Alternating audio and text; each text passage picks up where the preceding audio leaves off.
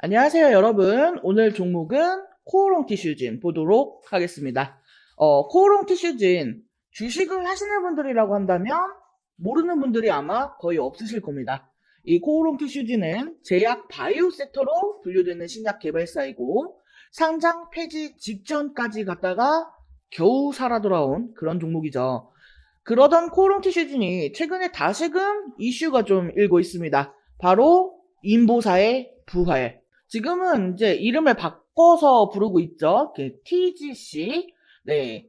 미국 임상 3상 투약 완료 소식과 함께 관심을 받고 있는 중입니다. 그래서 오늘은 이 코오롱 티슈진을 한번 살펴보도록 할 건데요. 뭐 어떤 회사에 관련한 세세한 파이프라인이나 재무 이런 것들보다는요. 지금 당장 우리가 매매하는 데에 있어서 좀 중요시 봐야 될 부분들만 짚어서 말씀을 드릴 수 있도록 하겠으니까요. 영상 꼭 끝까지 집중해서 시청해 주시고 영상 시작 전에 구독과 좋아요 한 번씩 눌러주시면 감사드리겠습니다. 자, 먼저 이 코오롱 티슈즈는 2017년 11월에 상장을 했습니다. 당시 공모가는 27,000원, 시초가는 52,000원이었습니다. 상장 당일 약 2배 수준으로 시작을 했고요. 시총은 무려 3조 원에 육박했습니다. 당시 이 코오롱 티슈진은 인보사라고 하는 세포 유전자 치료제로 많은 관심을 받았었어요. 이 인보사의 타겟은 골관절염이에요. 골관절염이라는 거는 60세 이상 노인의 3분의 1 정도에 발생하는 질환으로 퇴행성 관절염을 치료하기 위한 목적으로 만들어진 신약인 거죠. 한 번의 주사로 통증 완화뿐만이 아니라 기능 개선 효과까지 가졌다라고 발표를 했었습니다. 그러니까 쉽게 말하면요. 이 관절에 연골세포를 넣어서 이 연골세포가 생산이 되는 그런 방식? 예, 뭐 그렇다라고 보시면 될 것 같아요. 자, 그런데 이 인보사에 문제가 발생이 된 거예요. 이 환자 투여 과정에서 이 약물 자체가 식약처에서 허가했었던 건 연골세포인데 이 연골세포가 아닌 신장세포인 것으로 확인이 된 거예요. 이 연골에서 유래한 세포인 줄 알았지만 알고 보니까 이 신장에서 유래한 암세포를 투약했으며 사람들은 이 암세포를 투여받은 사실에 충격을 받게 된 거죠. 근데 사실 여기서 중요한 거는요, 이 환자한테 암세포를 투여했다라는 부분이라기보다는 이 식약처에서 허가받은 연골에서 유래된 세포가 아니라 신장세포였던 게 문제가 된 거예요. 뭐 인보사가 효과가 없었다 이런 거는 아닙니다. 효과는 분명하게 있었는데 이 식약처에서 허가받지 않은 성분, 그러니까 이 암세포가 주성분인 약을 투여받았다라는 사실을 들은 이 환자들이 혹시나 암이 생기면 어떡하지 하는 그런 공포감까지 퍼져나갔었어요. 뭐 당시에 이거를 이 코오롱 티슈진 측에서 알고 그랬는지 모르고 그랬는지 그 진위 여부는 알 수가 없지만 뭐 어쨌든 그로 인해서 2019년 3월 말에 이 식약처에서 인보사의 제조 판매 중지를 요청을 했어요. 임상시험부터 처방 투약까지 무려 11년이라고 하는 기간 동안 이 인보사의 안정성이 뭐 우려되는 부작용 보고 사례도 없었고 독성 시험 결과도 별 문제는 없었거든요. 그러니까 안정성 측면에서는 큰 우려가 없는 것으로 판단은 됐지만 허가받은 주 성분과 다른 성분이 확인된 거기 때문에 이 유통과 판매를 중단 요청한 거예요. 그러면서 이 코오롱 티슈진의 주가는 엄청난 하락을 보였고요. 이후 식약처의 품목 허가 취소로 2019년 6월 거래 정지까지 되었습니다. 그리고 여기에 경영진의 횡령 배임 혐의도 함께 또 있었죠. 네.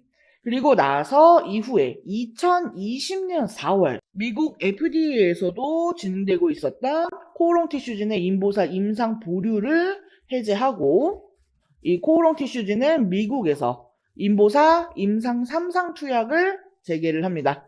그로 인해서 22년도 10월에 이 코오롱 티슈진의 주식 거래가 재개가 된 거예요. 자, 여기까지가 지금 이 코오롱 티슈진의 상장부터 거래 정지까지의 그 상황들 간략하게 좀 살펴본 거고요. 재무도 한번 보도록 하겠습니다. 자, 보시면 아시겠지만 이 코오롱 티슈즈는요. 매출이 거의 없는 수준이에요. 영업이익과 당기순이익도 적자인 상황이고요. 사실 대부분의 제약 바이오 기업들이 그래요. 특히나 이 신약 개발을 진행하는 기업들의 경우에는 뭐 더 비슷한 사례를 보여주고 있죠. 이 신약 개발을 해서 임상 진행을 하고 FDA 승인 허가를 받고 실제 이 의약품으로 제조해서 판매를 하기까지 이 과정에서는 계속해서 투자를 해야 되는 상황이니까요. 게다가 이 과정에 소요되는 그 기간이 절대 짧지 않거든요. 평균 10년 이상이 소요된다라고 하죠. 하지만 이 코오롱 티슈지는요. 부채 비율도 낮고 유보율도 꽤나 높은 편에 속합니다. 물론 이 코오롱 그룹의 유상증자 덕분이기는 하지만 그래도 운영 자금이 부족하다거나 자본 잠식 등으로 갈 일은 적어 보인다라는 거죠. 다만 매년 3월, 4월에 있는 이 상장 폐지 시즌은 조금 조심을 해야 돼요. 아무래도 자본 대비 매출액이 낮기 때문에 상폐 조건이 포함될 위험도 분명히 존재를 하기 때문입니다. 게다가 이 코오롱 티슈진이요. 지금 인보사 하나밖에 없는 상황이다 보니까요. 원툴이다 보니까 리스크가 꽤나 큽니다. 과거의 거래 정지뿐만이 아니라 이 상장 폐지 직전까지 갔었던 것도 다 이 인보사 때문이었는데 혹시라도 또 논란에 휩싸이거나 아니면 뭐 임상 중에 문제가 생긴다라고 하면은 이 주가는 다시금 곤두박질. 아니 어쩌면 그냥 바로 상폐까지 직행을 할 수도 있을 그런 상황입니다. 근데 뭐 이거는요 아마 신약이나 암 관련 바이오 기업들 대부분이 비슷한 상황일 거고 이런 부분에 대해서는 우리 투자자 여러분들도 어느 정도 인지를 하고 계실 거라고 생각을 합니다. 그래도 우려가 있다라고 한 번 더 말씀을 드린 거고요. 근데 그렇다고 해서요, 이 코오롱 티슈진이 그냥 마냥 나쁘기만 하다? 이거는 아니에요.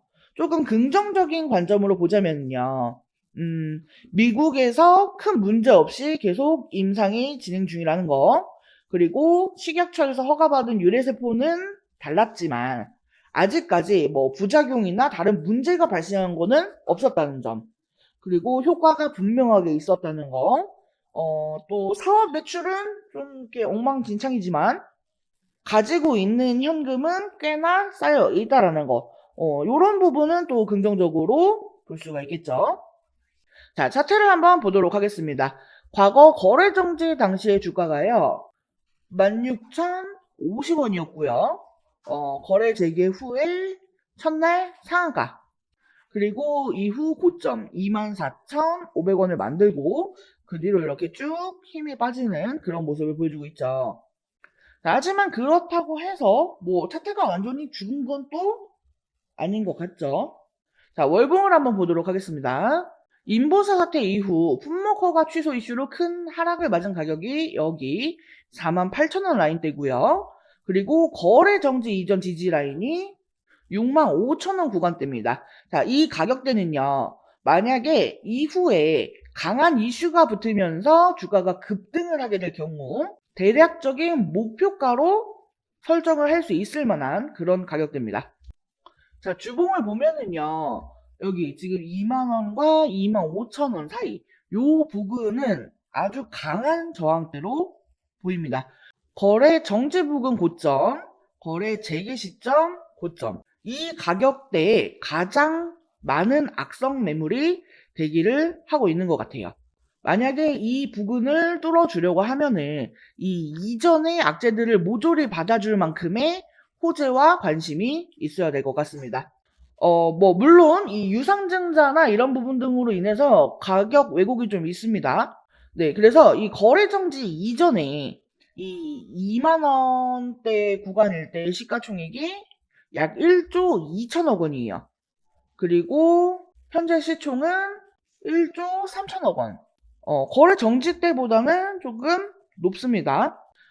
이 코오롱 티슈진이 품목허가 취소, 배임, 횡령 등으로 거래 정지 사유가 있었고 현재는 어느 정도 해소가 됐거나 유예된 상태이기 때문에 이 시총을 기준으로 지지를 잡기에 꽤나 괜찮아 보이죠.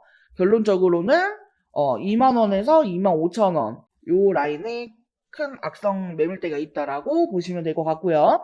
만약에 이 구간을 돌파해 준다 라고 하면은 다음 저항대는 3만원 라인대로 보시면 될 것 같습니다. 자, 일봉을 보도록 하겠습니다.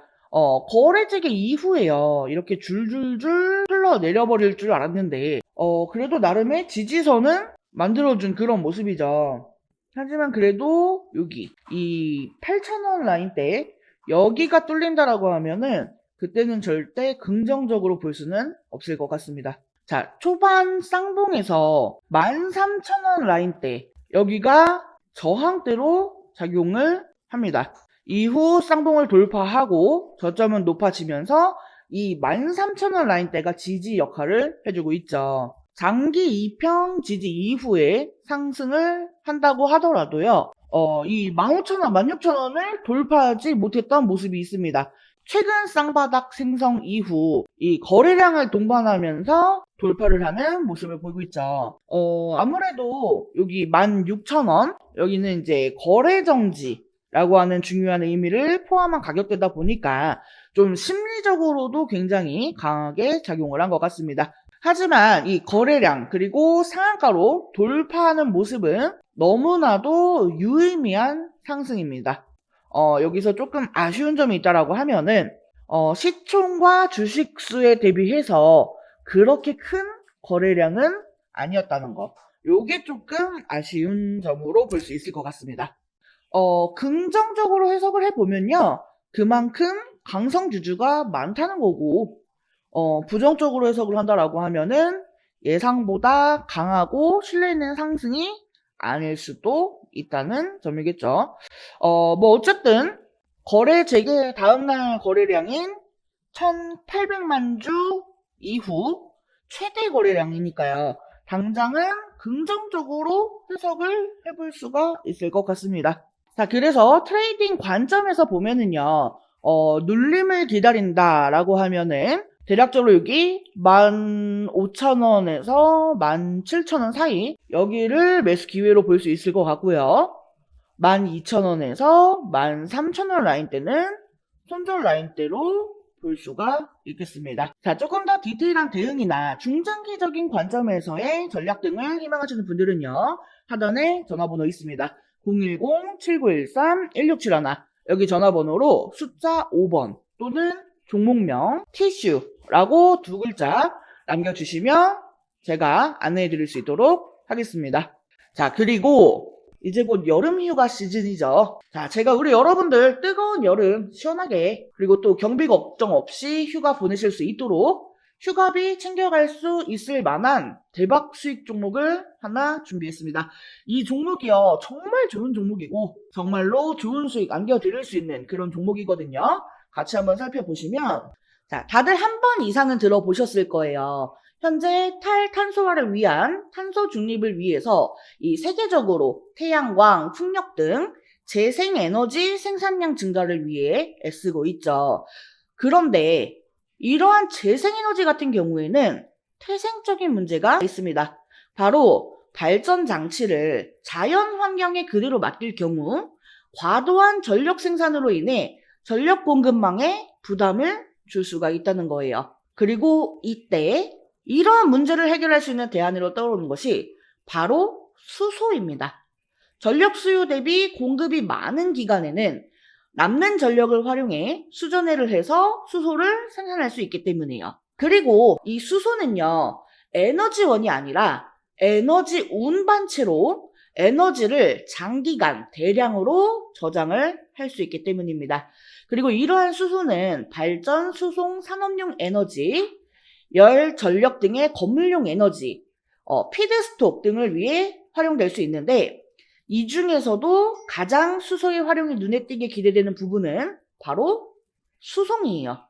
이 차량 중에서는 대형 트럭, 버스에 수소의 직접 활용이 가능하고요. 뭐 항공기나 선박 이런 것들에서는 이 수소의 직접 활용이 제한적이기는 하지만 수소 기반 연료인 이퓨얼이 주로 활용이 될 수 있습니다. 그리고 이러한 수소 경제가 확장되기 위해서는 결국 생산 부문의 혁신이 중요하죠. 연료전지는요, 전해질에 따라 명칭이 달라지고요. 작동 온도, 사용되는 촉매, 사용 가능한 연료, 발전 효율, 적용 가능 분야 등등 이 특성이 굉장히 상이합니다. 5대 연료전지 중에 보급률, 기술 및 시장성 기준으로 가장 유망한 분야는요, 이 고분자 전해질 연료전지하고 고체 산화물 연료전지로 현재 업계에서는 이 두 개의 연료전지가 주류를 이루고 있습니다. 제가 지금 화면에 띄워놓은 이 첨부 자료를 보시면요. 이 두 가지 연료전지 중에 높은 발전 효율을 기반으로 한 SOFC의 시장 비중이 앞으로 높아질 것으로 보입니다. 아무래도 이 SOFC는 대형 선박이나 항공기 등에서 보조 동력원으로도 활용이 될 수가 있으니까요. 물론 이 각 연료 전지마다 운영 특성이 명확하기 때문에요. 이 하나의 연료 전지가 시장을 장악할 가능성은 낮습니다. 오히려 각자의 특성을 살려 혼합 설치될 가능성이 더 높죠. 하지만 분명한 것은 이 SOFC는 주목할 만한 수소 연료 전지라는 겁니다. 자, 여기에서 한 가지 더 주목할 점은요. 최근 들어 이슈인 AI 데이터 센터예요. 이 AI 데이터 센터 구축이 증가하면서 전력 수요 문제가 발생하고 있죠. 그래서 전선이나 변압기 이런 관련 테마주들이 들썩였던 거고요. 자, 만약 이 데이터 센터 전력 수요를 전력 공급망을 통해 감당하게 된다면 이 전력 공급망에 엄청난 부담이 가해질 겁니다. 최악의 경우에는 블랙아웃 사태까지도 발생을 할 수가 있습니다. 또한 데이터 센터는 스스로 발전을 해도 화석 연료를 사용하면 온실가스를 배출하게 되고요. 재생에너지 설비를 구축할 경우에는 부지 활용이 어려울 수가 있습니다. 왜냐하면 이 데이터 센터는 주로 서비스 고품질화를 위해서 도심 근처에 구축이 되기 때문에요. 하지만 수소 연료전지를 활용하면 이러한 문제를 해결할 수 있습니다. 이미 마이크로소프트나 에큐닉스 등이 실제로 연료전지를 활용하고 있죠. 솔직하게 말씀드리면요. 이 수소 연료전지, 이 관련된 섹터가 좀 많이 어려운 섹터예요. 그래서 제가 영상에서 우리 여러분들께 설명을 드리는 것에도 굉장히 많은 한계가 있고요. 자, 그러다 보니까 제가 지금 말씀드린 내용만 봤을 때 조금 더 디테일하게 알고 싶은데 하시는 분들도 계실 거고요. 아니 그래서 됐고 종목이 뭔데 하시는 분도 계실 거예요. 자, 그래서 제가 이 수소 연료전지라는 것에 대해서 우리 여러분들이 조금 더 디테일하면서도 이해하기 쉽도록 자료를 따로 준비해 두었습니다. 그리고 관련된 종목들이 무엇들이 있는지, 또 이 중에서 제가 꼽은 대박 수익 종목은 무엇이고 그 종목에 대한 매수 단가, 목표가, 대응 전략까지 다 준비를 두었어요. 자, SOFC 관련 대박 수익 종목에 대해서 궁금하신 분들은요. 하단의 전화번호 010-7913-1671 여기 전화번호로 숫자 5번 또는 대박이라고 두 글자 메시지 남겨주시면 모두 안내해 드릴 수 있도록 하겠습니다. 자, 이번 영상은 여기서 마치도록 하겠습니다. 제 영상이 조금이라도 도움되었다면 구독, 좋아요, 알림 설정 한 번씩 부탁드릴게요. 오늘도 영상 시청해 주셔서 감사합니다. 다음 영상에서 또 뵙겠습니다.